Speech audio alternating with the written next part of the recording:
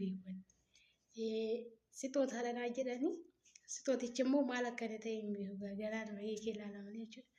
Tole nagaa gollee hin dagannee akkam jirtu hordoftoota koo nagaa keessanii bakka jirtanitti nagaa baraaruu waaqayyoo isiniif haa baay'atu.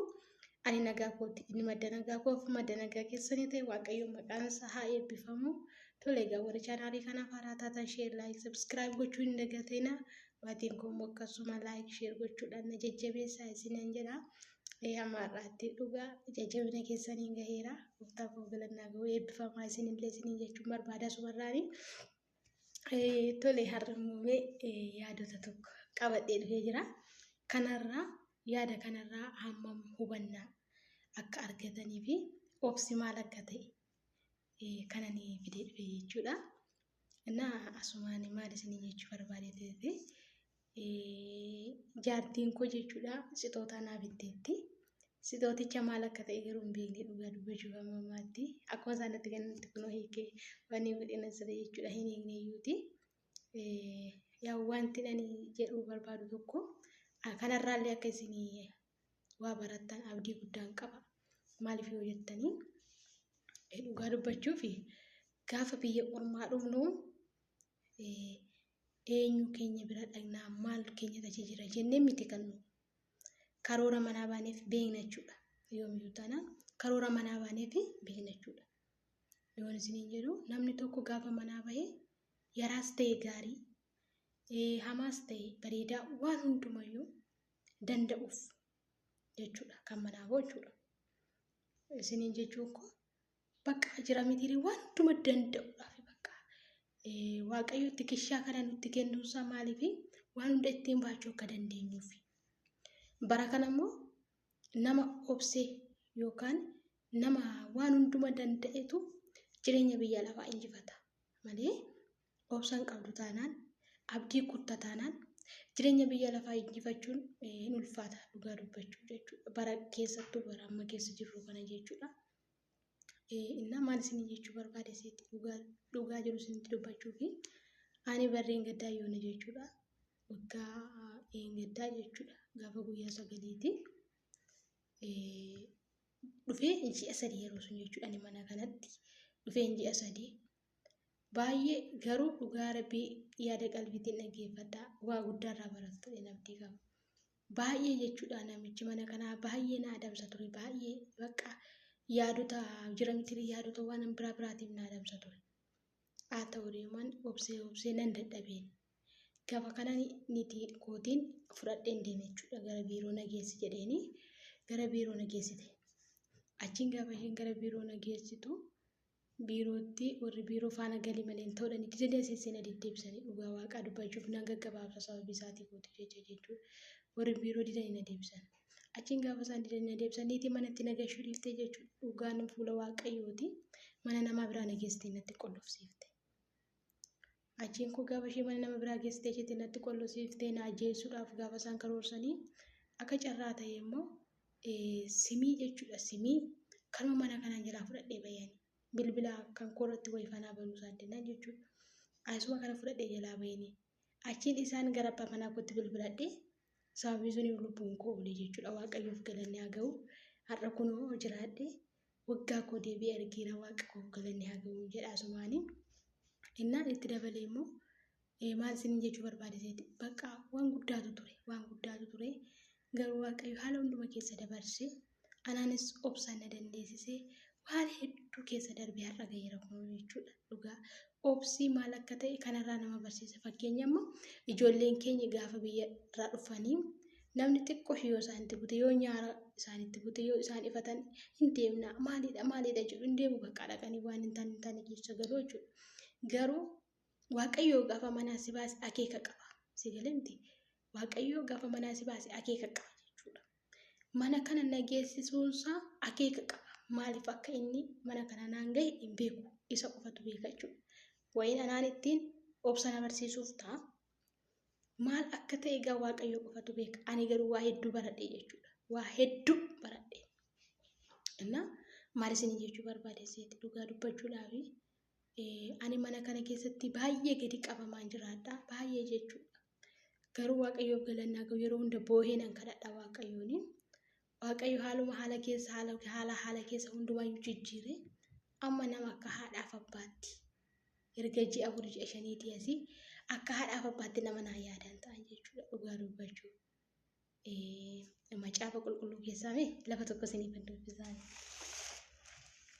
Macaafa abbootii firdii jechuudha. Macaafa abbootii firdii boqonnaa 14 isa kaan isinii dubbifadhaa. Ani lakkoofsa 4 irraa kaaseen isinii dubbisa. Gabaabseen isinii dubbisa keessa darbee jechuudha. Saamsoon fuudhuu isaa jedha mata durichi. Yaadni kun waaqayyo biraa akka ta'e abbaa isaatii fi haati isaa hin beekan turan. Israa'eloonni yeroo sanatti mootummaa isaanii jalaa waan turaniif waaqayyo ittiin qabee warra Filisxeemota lola kaasuu ni barbaade. Kanaafuu Saamsoon abbaa isaatii fi haadha isaatti wajjin gara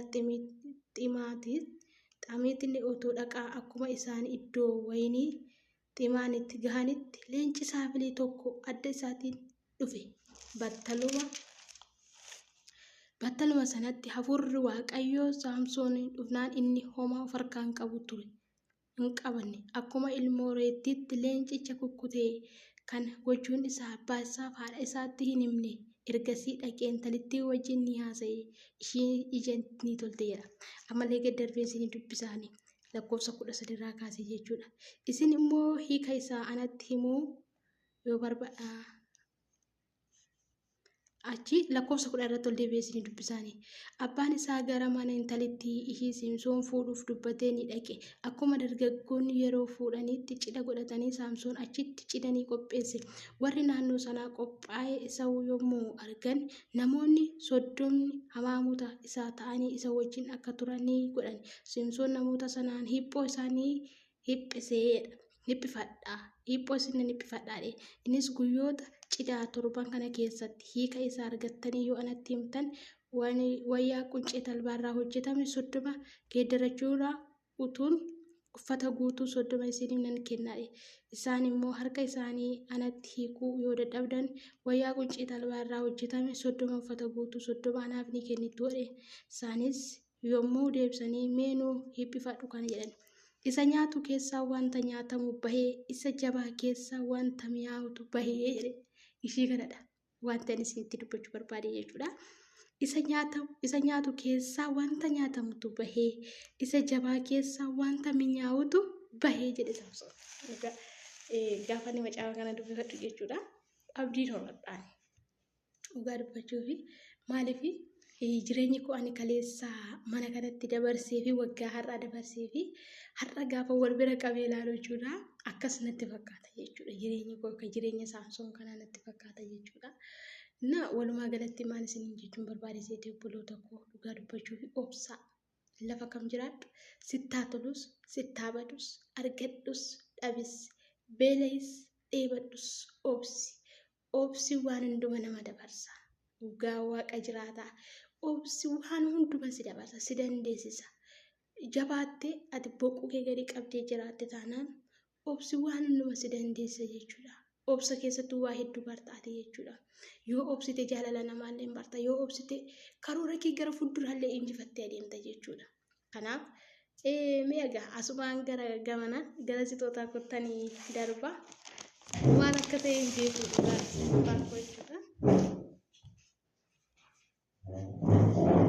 Waaqayyo sana eebbisu ga'a.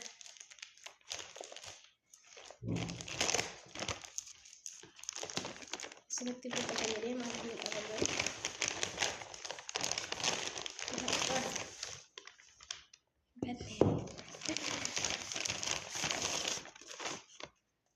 Maala joogoo?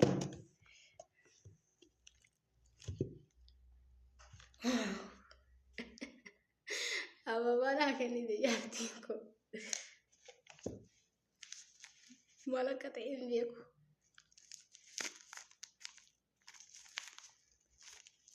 Maal joogoo kun?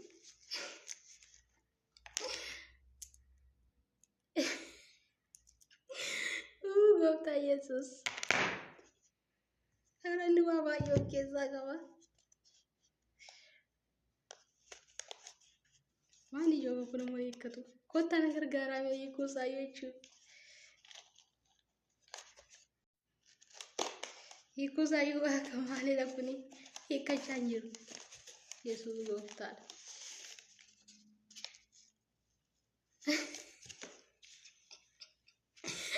Lala ini ada kok lala bisa pakai berat saat ini orang mau juga kau yang berayu jira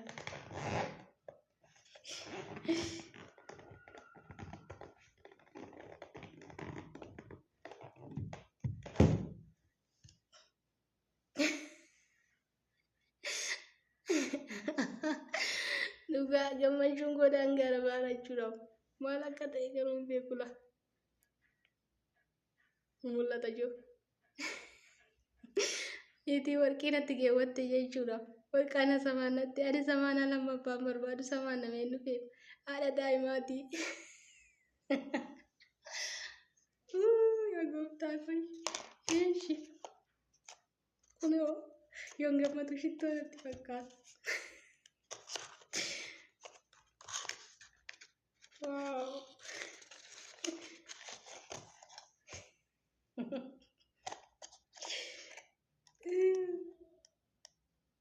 Sari sedih jago.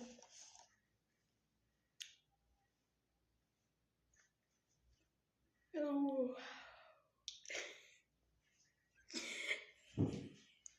Kenapa kata kamu juga? Kenapa? Wah ini jaya bisu jara malah jara. Gopta ko sedih simbak titi sih apa gitu. Nah ini ada kah? Ini uang kahari jo. Kalau mati dulu uang kawa. Luga biya tile basi nune. Aku lo tempat deh kalau mati itu luga biya. Obarak tika kah?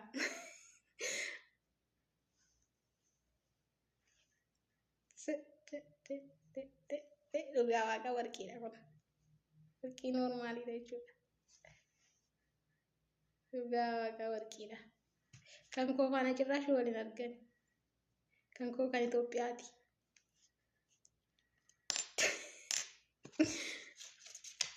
Kun sawar kuma.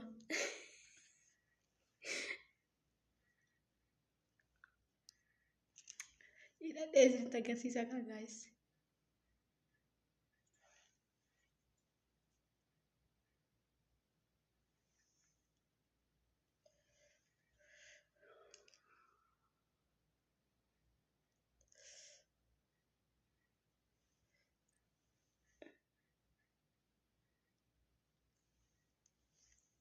Wow.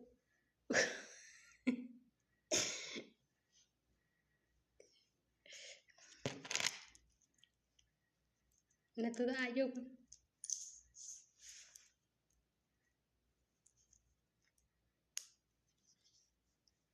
Wow, lugar bekan nama liki kotu nere dechula. Oh Yesus saya.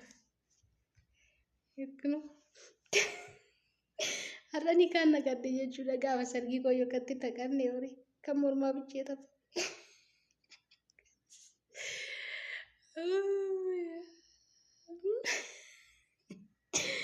Dhugaa waaqayyo gaa bara ishii jireenya ishee haa eebbisu kan iddoo ishiin baaftetti waaqayyotti ishiidhaaf haa guutu gooftaan koo qarba caalaa. Anis mana kana keessa taa'ee wanta gaarii godhee akka kaleessa hin gaddaa osoo hin taane wanta gaarii godhee nama ishii gammachiisu na haa taasisu. Dhugaa